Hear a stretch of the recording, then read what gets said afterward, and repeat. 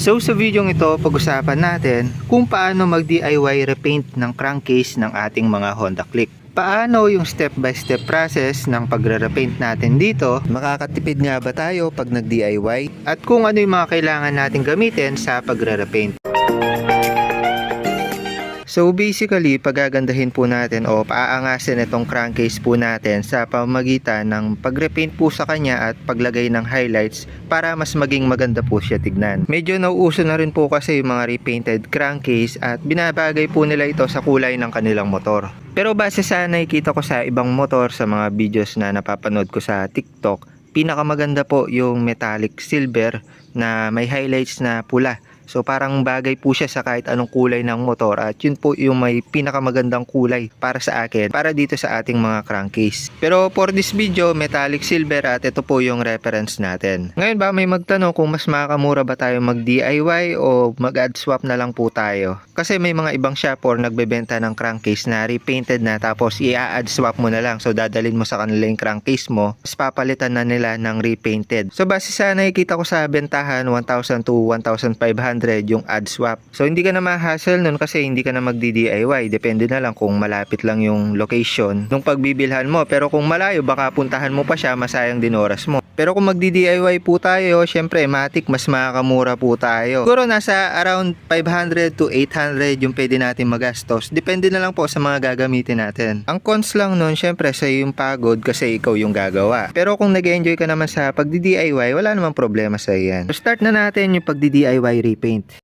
So syempre yung first step natin, tatanggalin natin yung crankcase po natin dito. So may mga bolts po dyan na nakapaikot, which is ito, gamit lang po tayo ng 8mm socket wrench. Alam ko marami na sa inyo marunong magtanggal ng crankcase, so hindi ko na po pinakita. Tapos yung cap cover po natin, Allen wrench, so tatlo po yan para matanggal to. Tapos tanggalin na rin po natin yung gasket dito sa likod hanggang sa matira po itong pinaka crankcase na lang. By the way, bumili po tayo ng stainless pamalit sa mga bolts natin dito sa crankcase para mamaya mas maganda po siya tignan. Para naman po sa process, tatanggalin po natin yung lumang paint nitong crankcase po natin gamit po itong paint remover para nang sa gayon matanggal po yung pinakakulay nitong crankcase at kumapit po yung mga ipipintura natin. So meron din pong option to kung saan hindi na po tatanggalin yung lumang paint, kikiskisin na lang po ng sandpaper or ng liha itong pinaka crankcase para kumapit na po yung pinaka pintura. So nasa inyo naman kung tatanggalin nyo yung pintura o lilihain nyo na lang, pero mas better talaga na tanggalin yung pintura nito. Bago po natin siya applyan ng paint remover or pwede rin yung strip salt, tanggalin po muna natin yung mga dumi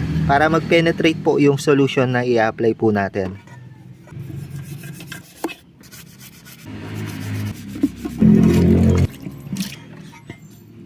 After nalinis at napatuyo, rekta po natin sprayan ng paint remover. So babaran lang po natin hanggang mag-penetrate po siya. So pwede rin yung strip salt, no? Nasa inyo naman kung ano yung mas effective para sa inyo. By the way, maglalagay ako ng link ng bawat item na ginagamit natin. So ito nasa 100 pesos. So itong isang can, approximately matatanggal niya na itong crankcase po natin. Sprayan lang natin lahat ng parts hanggang mag-penetrate, tapos brushan po natin siya. Safety first din po pala dahil matapang to, hanggat maaari magmask po tayo at wag po natin siya ididikit sa balat po natin. Kung makikita nyo nagbubulutong na, hintayin lang natin mag-penetrate tapos linisin po natin. Yan, after po nag-penetrate ng paint remover po natin, gamit po tayo ng toothbrush. Yan, kung makikita nyo naman, napakadali na lang tanggalin. So spray ka na lang tapos kusa na matatanggal yung pintura. Brushan lang po natin hanggang sa matanggal, tapos pag may natira, sprayan pa po ulit natin ito para malinis. So hanggang sa maging ganito yung kulay niya, matanggal lahat ng pintura dito sa crankcase po natin. Ayun, oh, napakadali na lang tanggalin.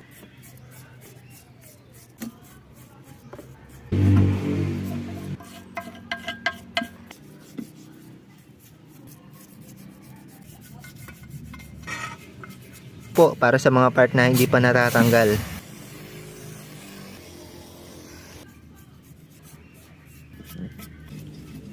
Isang coat pa po siguro para matanggal pa po yung mga pakonti-konti pa dito.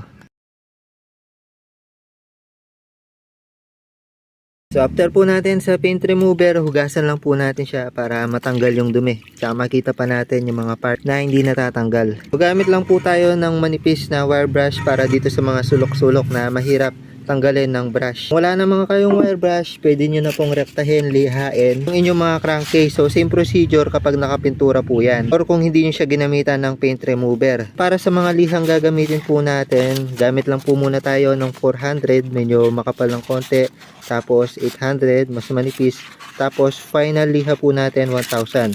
So wet sanding po yung gagamitin natin, at 1000 po yung final grit na gagamitin natin para makinis na makinis po siya, para pag pininturahan po natin, smooth po yung kalalabasan. So yan, wet sanding na po tayo. Unahan natin sa 400 grit na liha. So wet sanding, ibig sabihin kailangan ng tubig, tapos lilihain natin para mas makinis at maganda yung resultang makuha po natin.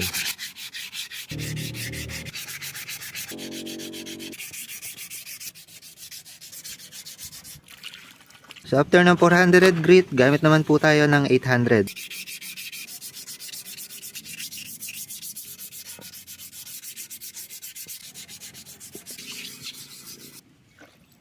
Then para sa pang-finish po natin, 1000 grit para pinong-pino at smooth po siya.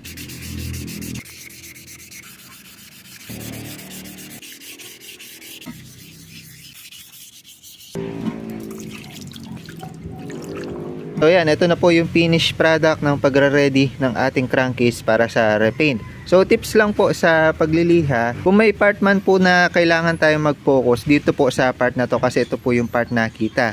So dito sa part na to, medyo pinasadahan ko na lang, pero nasmoothen ko na po yan. Hindi lang masyadong natanggal yung mga ibang pintura, pero napasadahan po natin ng liha yan. Medyo nakatakip na po kasi yan at hindi kita, pero kapag nirepaint natin, hindi naman masyadong rough tignan yan, smooth pa rin naman. So dito lang talaga tayo nag-focus dahil ito yung pinaka makikita. Pero itong part yung pansinin kapag nilagay na natin sa motor, also yung dito. Pagkatapos magliha, linisin pa po natin siya para matanggal yung mga natitirang powder na result ng pagliliha po natin. Dahil nag 1000 grit po tayo, may mga natirang mga powder pa po dyan na maliit.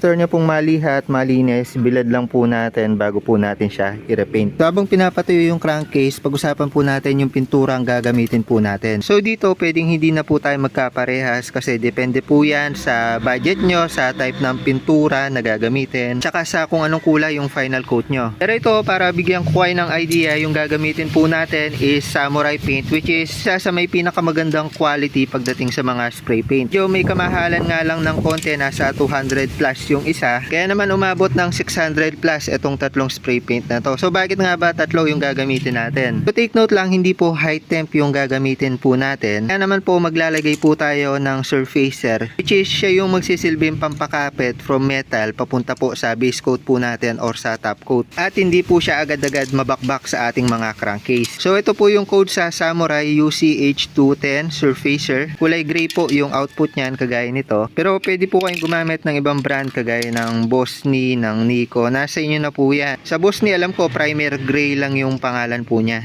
Pwede rin po tayo gumamit ng epoxy primer. Ang importante, meron po tayong primer na gagamitin para kapit na kapit yung base color na i-apply po natin. After nitong primer gray, gagamitin naman po natin yung base color or yung top coat na po natin, pinakakulay ng ating crankcase, which is dito sa Samurai, sparkling silver yung pangalan niya, 391701. So hindi po siya indicated as high temp, pero kaya niya pong mag-resist sa init. So nag-research din ako ng ibang videos, ito rin yung ginamit po nila at hindi naman po nabakbak yung crankcase, kaya naman may assurance na po tayo na subok na po itong Samurai pagdating sa crankcase. Tapos para naman po sa mga nagtatanong, halimbawang high temp yung gagamitin nila na paint, kailangan pa bang gumamit ng primer? Ang sagot po dyan ay pwedeng hindi na po. Halimbawa gumamit kayo ng Nico na high temp na metallic gray as top coat nyo, pwedeng hindi na po kayo gumamit ng surfacer or primer dahil yung mga high temp po na pintura ay may self primering na po sila, kumbaga kapit na po agad dun sa applyan po natin, kumbaga may nakahalo ng parang primer dun po sa mga high temp, kaya kahit rekta na po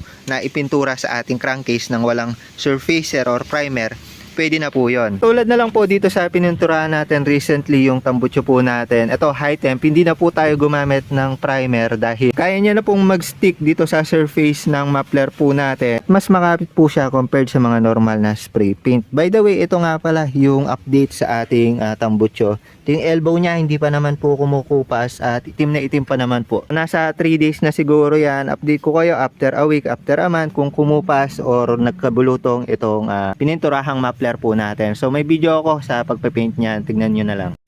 So after po natin dito sa base color or sabihin na natin pinaka top color po natin, ito kasi pinaka kulay natin mapa high temp po or normal spray paint po yan.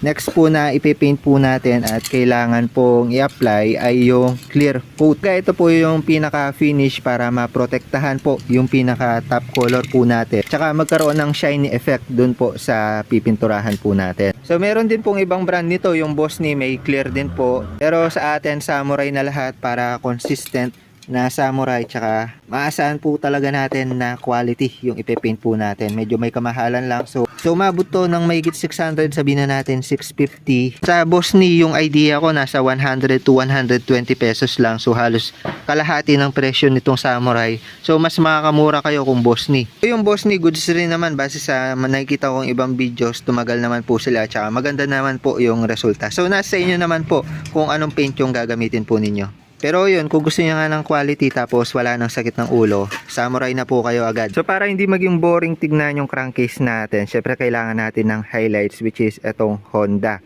So eto, nabili ko to sa halagang 100 mahigit, 107 kung di ako nagkakamali.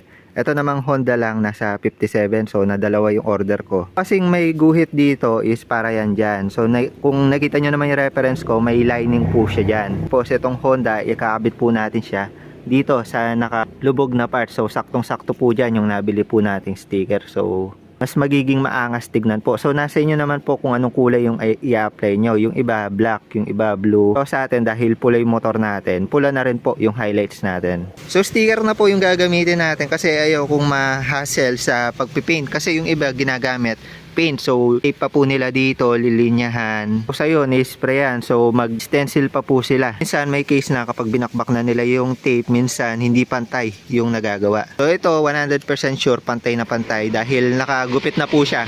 Lalong lalo na po dito sa Honda. Yung iba pintura pa nga po, yung iba yung paint pen na kung saan susulatan po nila mano-mano yan. So minsan hindi 100% maganda yung pagkakagawa kaya pangit rin tignan. Itong mga sticker na to tumatagal naman po siya, tapos lagay po natin siya bago i-apply yung clear coat para masama po siya sa clear coat po natin at nakadikit po talaga siya dito sa crankcase po natin. So dito na natin siya pipinturahan. Ayan, nakasabit po siya ng alambre para yung dito sa side mapinturahan din po natin ng maayos.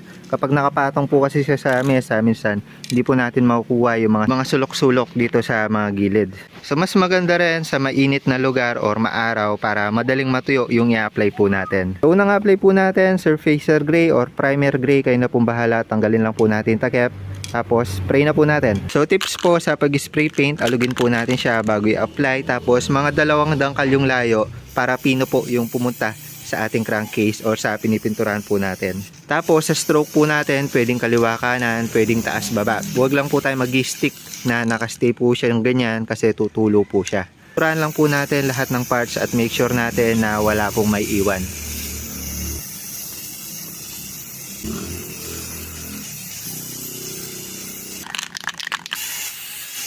Anyway, dito sa Samurai dahil vertical po yung nozzle niya or yung buga niya, mas okay po na left to right po siya. Kasi parang nakatayo yung buga po niya.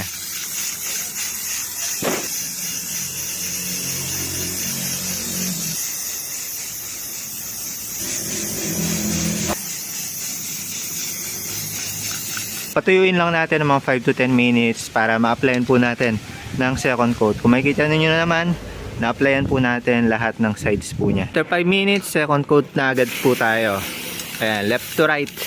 Kung makikita nyo yung nozzle niya, yung buga niya, vertical po siya.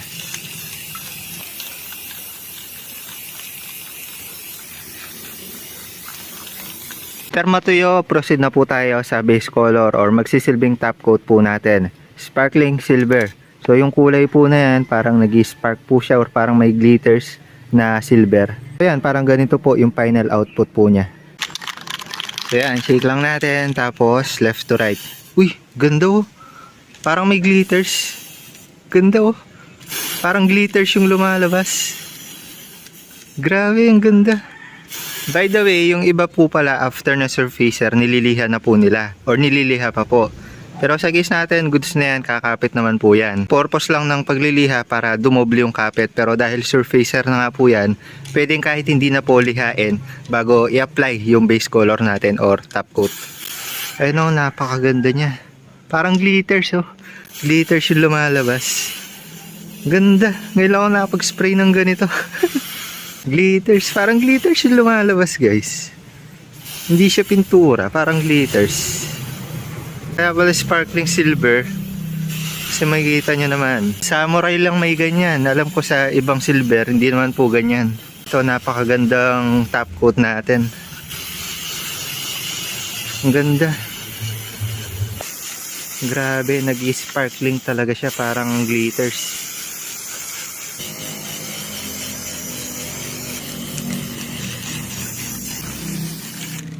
Yun no, glitters. Yun no. Ganda. So patuyuin lang natin, tapos second po tayo.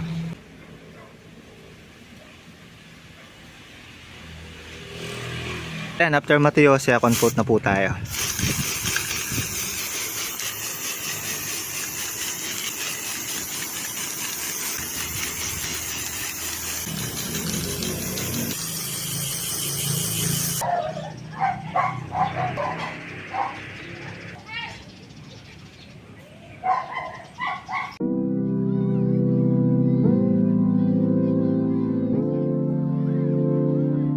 Dito napatuyo na po natin siya ng maigi. Ito yung tuyo na po yan. Kung makikita nyo naman, napakaganda ng output po natin ng sparkling silver.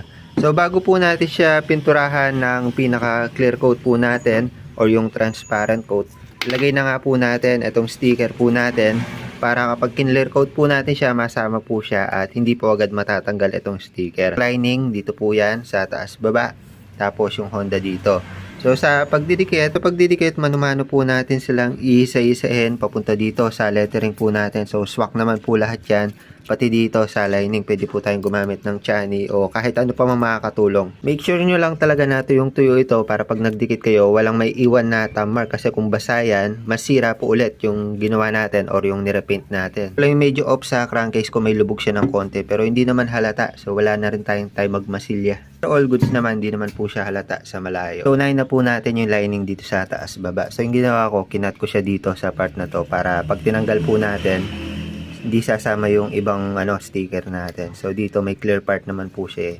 Ang challenge lang dito is maidikit po natin siya ng sakto, tama. Kasi once na nagkamali tayo ng dikit, kahit yun na po yung pintura natin, pwedeng mabakbak po yan kapag tinanggal natin. Lalo na po itong clear part. So pwedeng idikit muna natin siya, tapos huwag muna nating itodo para in case magkamali, matatanggal natin.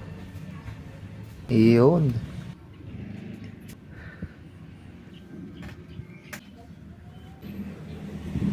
Ayan, successful naman yung unang lining natin, no? Ganda tignan. Tapos, sunod naman natin tong ilalim.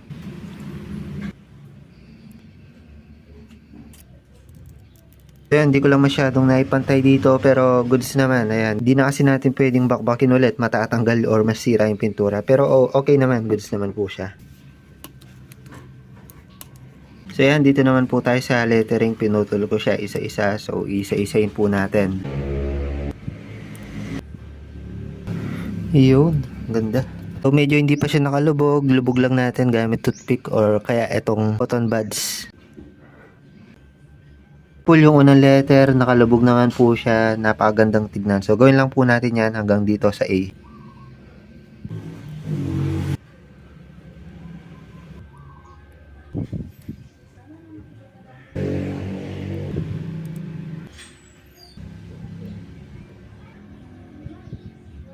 So yan, nadikit na po natin lahat. Kung makikita nyo naman, napakaswabe lang. Saktong-sakto lang yung sticker.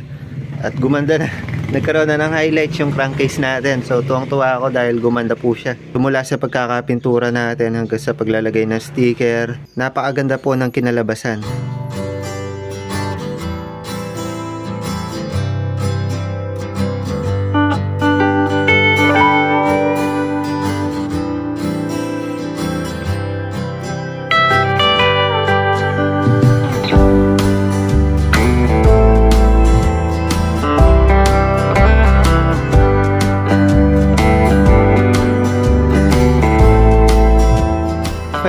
po natin, gamit po tayo ng clear para maselyuhan po lahat ng nandito sa crankcase, including po itong sparkling silver na pintura po natin at also itong sticker na nilagay po natin. Para lumitaw yung tunay na kulay ng paint po natin, also maging glossy po siya ng bahagya.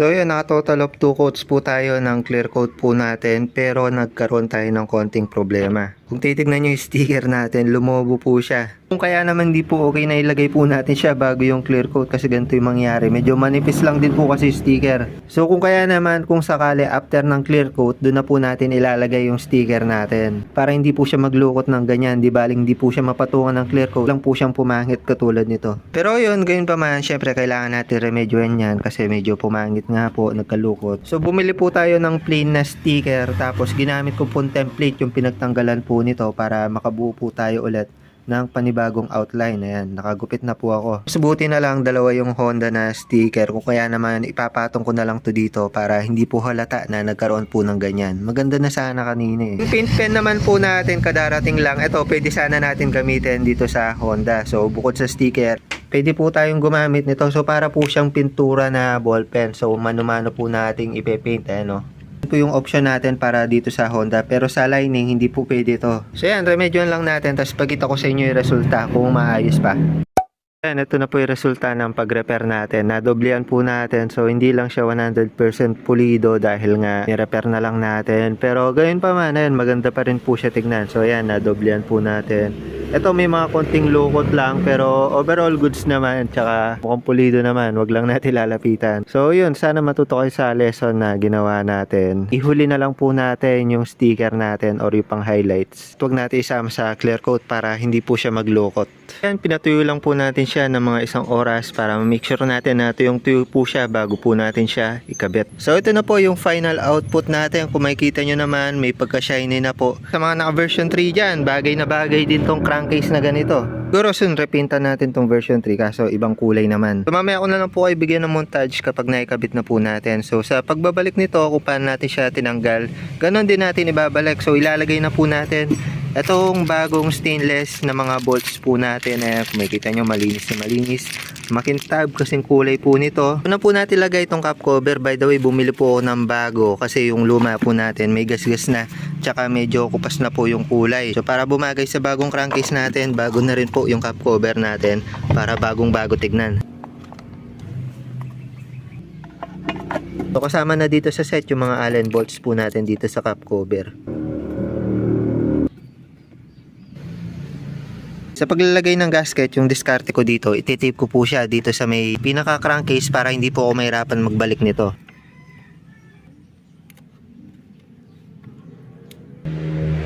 So yan, this it, pansit. Lalagay na po natin yung bagong repaint na crankcase cover po natin. Solid. Grabe, ngayon pa lang namamangha na ako. Pero syempre lagay pa natin itong mga bagong bolts.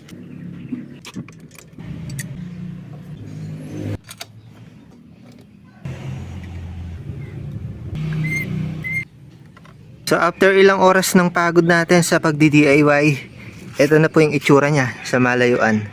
Napakaganda, napakaangas.